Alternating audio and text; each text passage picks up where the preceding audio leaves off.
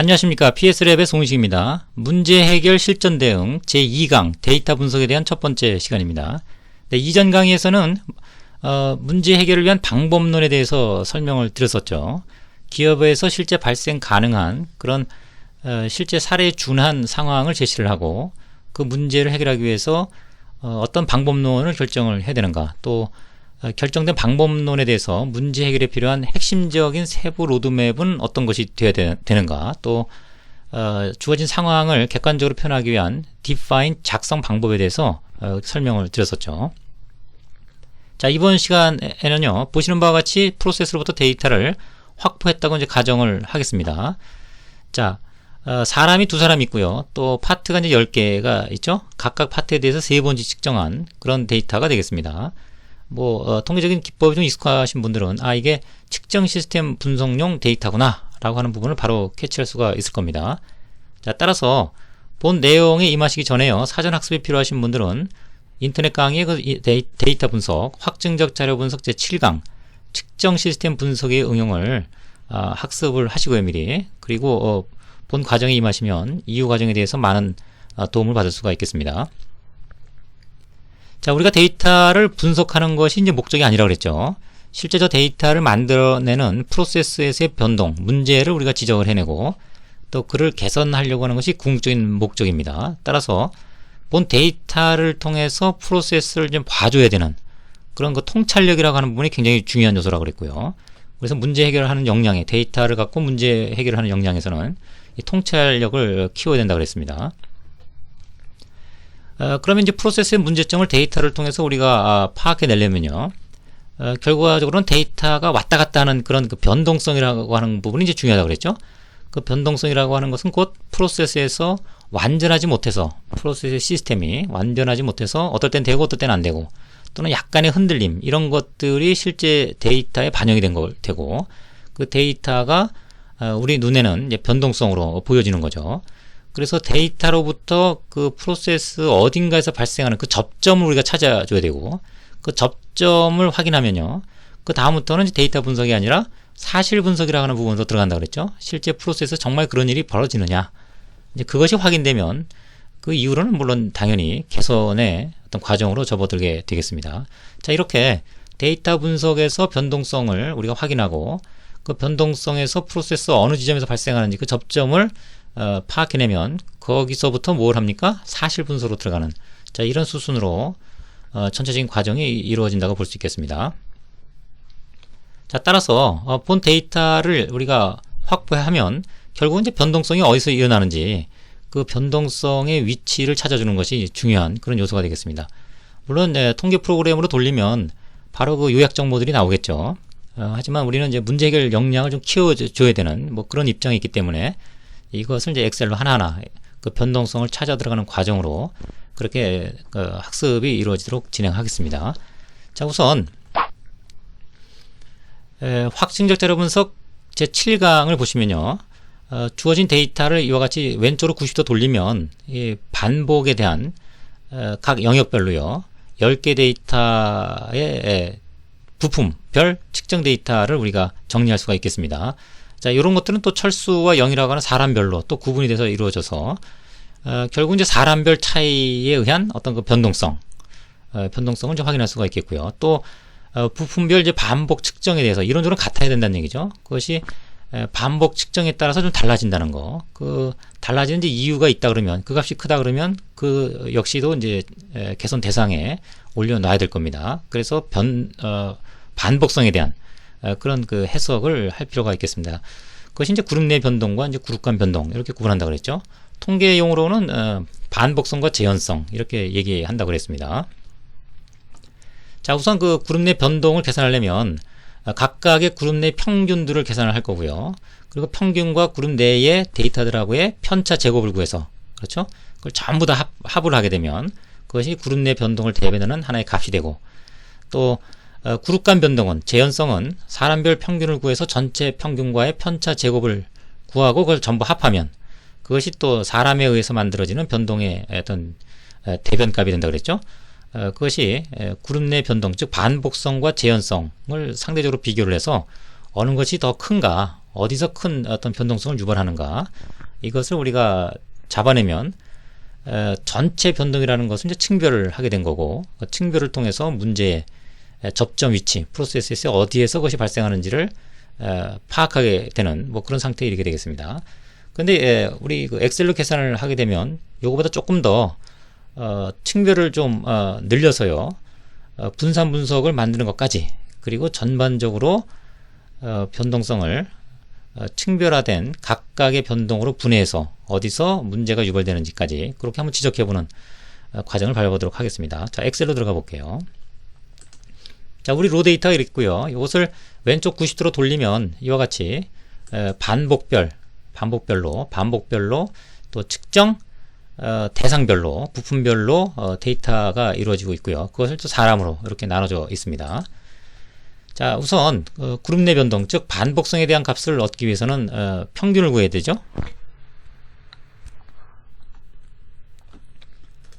네, 그래서 각각의 평균을 구해 보겠습니다. 자, 이거 쭉 복사하면 그룹 내 평균을 우리가 얻게 되는 거고요. 다음에 각각의 데이터하고요, 그룹 내 데이터하고 그 평균하고 편차를 구해서 그 편차의 제곱을 계산하면 개별값에 대한 변동이죠. 네, 이것을 3개만 구해서 쭉 복사를 하면 되니까요, 3개만 좀 구해 보겠습니다. 그럼 이게 평균으로 바뀌면 되겠죠. 네, 또 이것도 평균으로 바뀌면 되겠습니다. 자, 이렇게 해서 각 부분군별 편차 제곱을 구한 다음에 이걸 다 더하면 반복성에 의한 그룹 내 변동, 즉 반복성을 얻게 되겠습니다. 그 다음에 분산은 이 변동을 데이터 개수로 나눠줘야 되는데, 데이터 개수는 각 부분군별 지금 자유도가 2개죠. 하나는 평균이 쓰고 있으니까 그 부분군수가 전체 20개니까 각 부분군별 2개에 곱하기 이제 20개, 네, 이렇게 되니까 40개에 대한 자유도가 형성되어 있겠네요. 그래서 그룹 내 분산은 0.009가 되겠습니다. 자, 사람에 의해서 만들어내는 변동을 좀 계산해 볼게요. 사람에 의해서 만들어내는 변동은 일단 철수에 대한 평균을 구해야겠네요. 철수는 전체 데이터를 30개를 측정을 했습니다. 그 평균을 구하고, 영의도 30개가 이루어져 있죠. 네, 그 다음에 전체 평균, 편차 제곱을 구해야 되니까 전체 평균도 구해야 됩니다.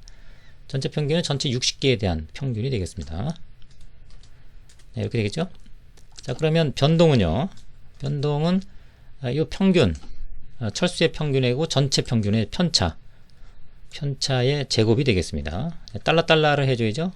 복사를 하려면.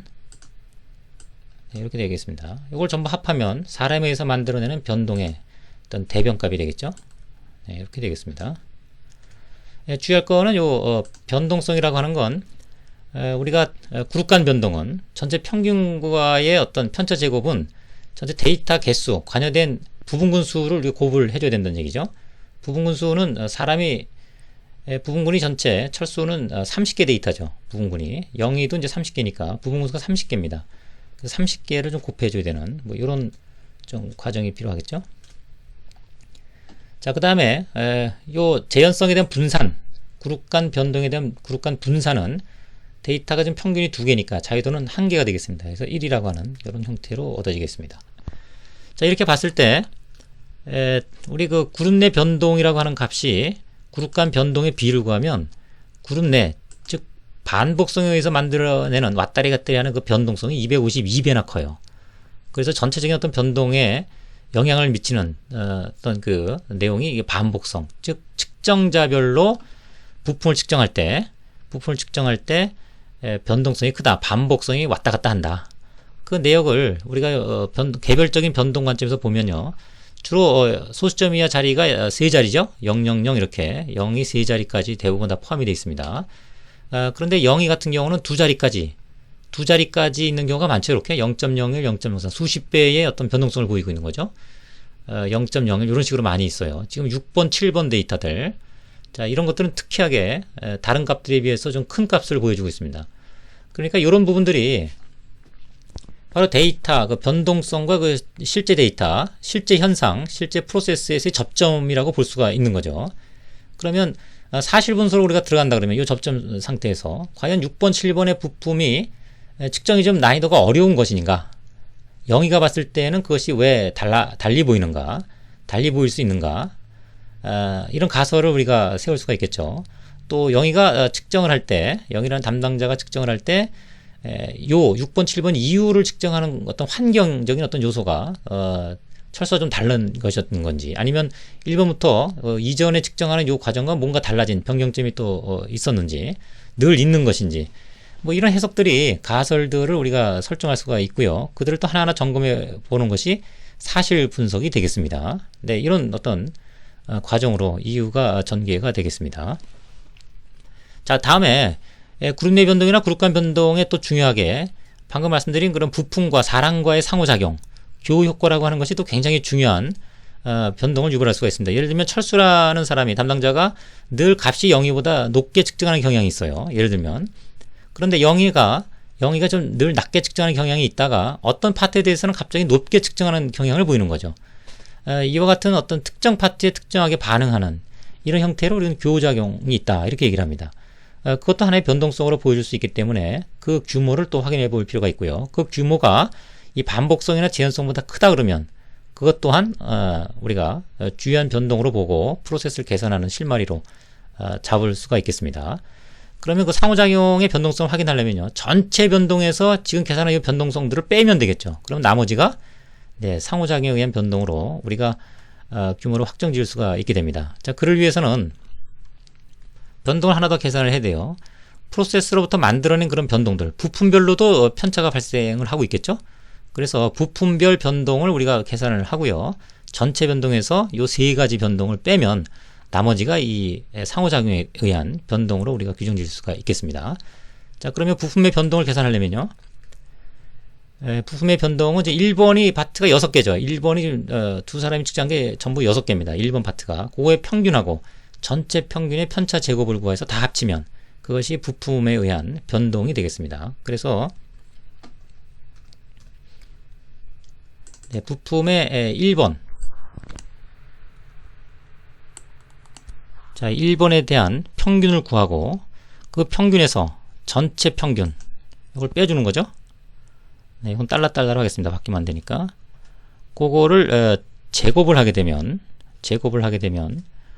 첫 번째 부분에 대한 어떤 그 전체 변동 대비 전체 평균 대비 변동이 되고요. 그 10개에 대해서 각각을 구하고 이것들을 전부 합하면 부품이 만들어낸 변동이라고 볼 수가 있겠습니다. 주의할 점은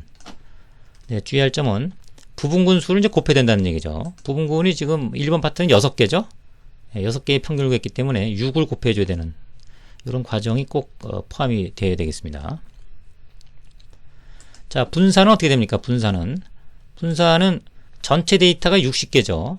그러니까 전체 자유도는 59개입니다. 59개에서 요 그룹 간 변동과 그룹 내 변동 40개, 그 다음에 여기에 이제 9개, 요 내용들을 빼면요, 전반적으로 빼면은 상호작용에 대한 자유도는 9개가 남게 되겠습니다. 그래서 분산은 요 값이 되고요. 이것은 이제 부품 간 분산이네. 부품 간 분산은 부품은 전체가 이제 10개니까 10개니까 하나 뺀 9개가 되겠습니다. 9개를 지금 계산을 했고요.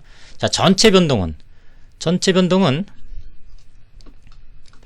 일단 개별 데이터고요. 그 다음에 전체 평균, 그거의 편차죠. 편차의 제곱을 구하고 그 다음에 각각을 다 복사를 하고요. 또 밑으로 복사하게 되면 개별 데이터와 전체 평균과의 편차 제곱이 되고 그걸 다 합치면 전체 총 변동이 되겠습니다.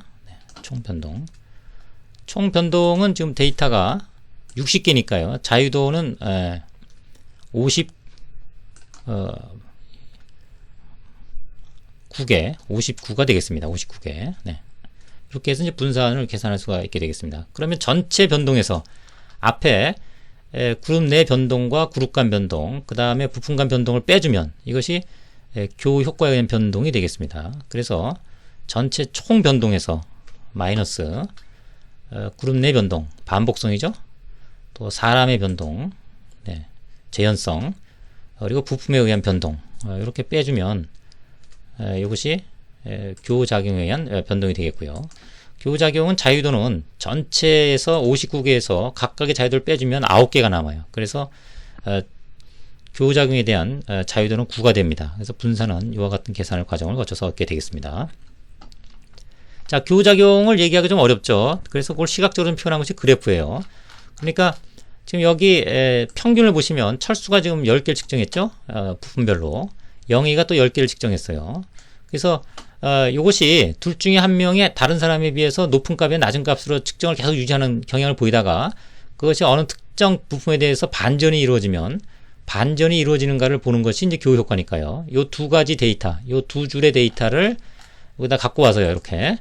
네, 이렇게 갖고 와서 철수와 영희에 대해서 직선 그래프를 그려보면 영희가 좀 높은 경향을 처음에 보이네요. 5개까지는. 그러다가 철수가 갑자기 높은 쪽으로 또는 영희가 갑자기 낮은 쪽으로 그런 형태를 지금 보여주고 있죠. 측정값을. 이것이 이제 하나의 교호 효과라고 볼 수가 있겠습니다. 그 수준을 이렇게 가늠해 보면 지금 교호 효과가 지금 0.1959예요. 0.1959. 다른 거에 비해서 상당히 큽니다. 지금 이제 그룹 내면 반복성이 제일 크고요.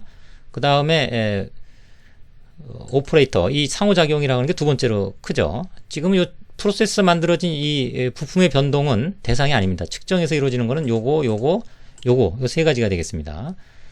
그래서 주로 이제 교호 효과가 이루어지고 또 반복성이 굉장히 또 크다는 이유 때문에 그런 내용을 토대로 해서 보면 영희의 이 6번, 5번 이후, 6번 이후의 값들의 변동성을 조금 우리가 의심할 수가 있겠고요. 이런 부분에 대한 어떤 환경적인 요소나 부품들에 대해서 또는 영희의 측정에 대한 습관이나 이런 내용들에 대해서 우리가 사실 분석으로 들어가는 과정이 좀 유의할 것으로 보여집니다. 다음에 이제 분산 분석인데요. 각각의 요소별로요. 지금 전체 총은 이제 59개고 반복성은 아까 40개 해당되는 자유도를 갖다 놨습니다. 또 변동은 각각 계산한 변동을 이렇게 갖고 왔습니다. 네. 파트에 대한 건 이제 파트에 대한 변동을 갖고 왔습니다. 이렇게. 자, 이런 식으로 하고 분산은 이제 이 DF로 나눠주면 되겠죠. 그리고 F값은 이 반복성으로 나눠주면 이 F값이 얻어지고요. 또 이 교호 효과의 반복성으로 이 위에 걸 나눠주면 이 F값이 얻어집니다. P값은 이 분포의 오른쪽 면적이죠. 이 부분에 대해서는 확증적 자료 분석 제9강 분산 분석의 응용을 보시면 상세하게 설명이 되어 있기 때문에 얻는 과정은 자, 그 내용을 좀 참조하시고 들어오시면 되겠습니다. 자, 그래서 그 F 분포의 요 자유도 9개, 9개. 네. 요걸 계산할 때 분모가 9개, 분자가 9개 들어갔다는 뜻이에요. 그리고 F 분포의 누적 분포다라는 게 true입니다. 그걸 전체 1에서 빼주면 여기 오른쪽 면적이 돼요. P밸류라고 하는 면적이 되겠습니다. 즉, 요 내용으로 보면은 이때는 이제 상대적으로 크다 작다를 알 수 있지만 이게 정말 의미가 있는 거냐, 유의하게 차이가 있는 거냐라고 봤을 때는 교호 효과도 유의 수준 5%에서 굉장히 영향이 있다. 즉, 이 크로스가 상당한 어떤 변동성을 유발하고 있다. 이런 거죠. 그런데 반면 이제 오퍼레이터는 변동성이 굉장히 없다. 이렇게 보여집니다. 그건 우리가 수치로 확인을 했었죠. 상대적으로 굉장히 반복성에 비해서 적은 그런 변동, 사람 간의 차이를 보이고 있다는 겁니다. 또 반복성이라는 것은 P밸류 나오진 않았지만 그 SS 값을 통해서 상대적으로 다른 것보다 굉장히 크다는 걸 알 수 있죠. 그래서 반복성의 문제가 지적되고요. 특히 그 반복성 내에서의 교호 효과, 사람 간의 편차가 지금 서로 섞여서 전체 변동 대비한 상당한 어떤 그 영향력을 보여주고 있다라는 것을 알 수가 있겠습니다. 자, 이 과정을 통계 패키지로 우리가 옮겨보면요. 일단 그 부품에 대한 내역을 옮겨놓고요. 네, 요거를 좀 반복해서 카피해서 옮겨놓겠습니다. 뭐 계산 과정을 하나하나 보이다 보니까 이렇게 로 데이터를 코딩한다 그러죠. 처리하는 이런 과정까지도 좀 포함을 하고 있습니다. 자, 오퍼레이터는 철수가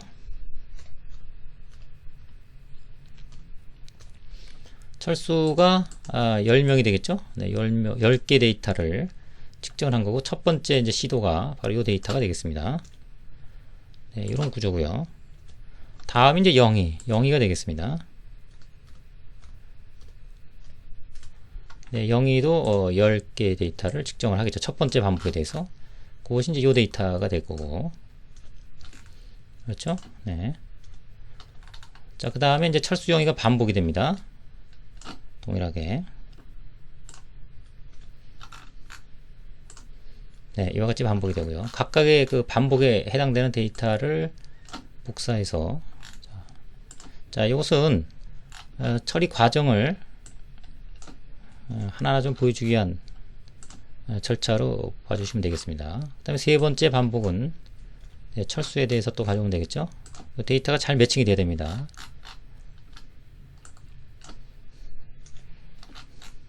자, 됐습니다. 이렇게 해서 데이터를 완성을 하고요. 편집을 완성하고 요거를 통계 프로그램에 좀 옮기면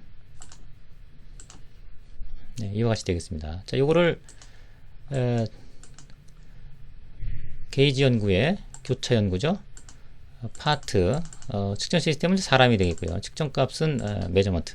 그 다음에 분산 분석을 해야 교호 효과를 알 수가 있습니다. X바 R은 이거 옛날 계산하던 방식입니다. 최근에 다 분산 분석으로 정리를 합니다. 자, 이렇게 보게 되면요, 우리가 앞서 계산했던 이런 거 분산 분석표를 정확하게 일치된 값을 얻을 수가 있죠. 네, 보시는 바와 같이 P밸류가 0.003, 0.841, 0.002. 이 앞에 SS 값도 전부 일치한 것을 확인할 수가 있습니다. 자, 여기서 보시면 동일하게 지금 그 교호 효과가 상당한 어떤 영향력을 주고 있다. 특히 이제 반복성이 전체의 상당한 비중을 차지하고 있다는 것을 알 수가 있습니다. 그래서 반복성이라는 게 이제 재현성, 이게 재현성이죠. 예, 재현성보다도 상당히 좀 큰 그런 영향력을 좀 보이고 있다는 것을 알 수가 있습니다. 뭐 그런 내용들은 이런 그 관리도를 통해서도 확인할 수가 있는데요. 영의가 전반적으로 반복성이 굉장히 높게 형성되어 있다는 걸 알 수가 있죠. 네. 그리고 뭐 재현성은 약간의 패턴에 뭉개지는 그런 현상으로 관찰되긴 합니다만 이 수치적으로는 큰 차이가 없다라는 거, 사람 간의 차이는 큰 차이가 없다라는 것을 수치적으로 우리가 확인할 수가 있었습니다. 반복성이 굉장히 문제가 될 것 같다. 또 이 교우작용, 이런 그 우리 아까 그래프로 그렸던 것과 동일합니다. 교우작용의 어떤 영향력도 배제할 수가 없는 그런 상황이 됐다고 볼 수가 있겠습니다. 자, 다시 정리를 좀 하면요, 엑셀로 돌아가서요. 참고로 요 밑에 있는 요 내용들은요, 요 ms 값을 기반으로 해서 만들어지는 값들이에요. 뭐 그 과정까지는 설명에 포함되지는 않겠습니다만, 지금 우리가 만든 요 변동성을 가지고 이후에 분산이나 요걸 루트한 것이 이제 표준 편차입니다. 이런 내용들, 그리고 요 내용들을 가지고 또 요 구별범죄수를 계산합니다. 그러니까 요 내용이 요 첫 번째 분산 분석에서 특히 요 변동성을 계산하는 거, 요 과정이 핵심이라고 볼 수 있겠고요. 엑셀로 돌아가서요, 그 변동성이라고 하는 그 포인트는 어디라고 그랬습니까? 네, 영의의 5번 이후의 데이터에 집중되어 있다. 따라서 이 부분에 대한 프로세스 내에서의 문제점을 우리가 찾아주면, 그것이 자꾸 반복적으로 일어나는 일이라 그러면 상당한 개선 효과를 우리가 이룰 수 있는 그런 과정에 있게 되겠습니다. 네, 여기까지 뭐 많은 시간을 좀 투입을 했는데요. 학습하느라고 고생 많으셨습니다. 마치도록 하겠습니다.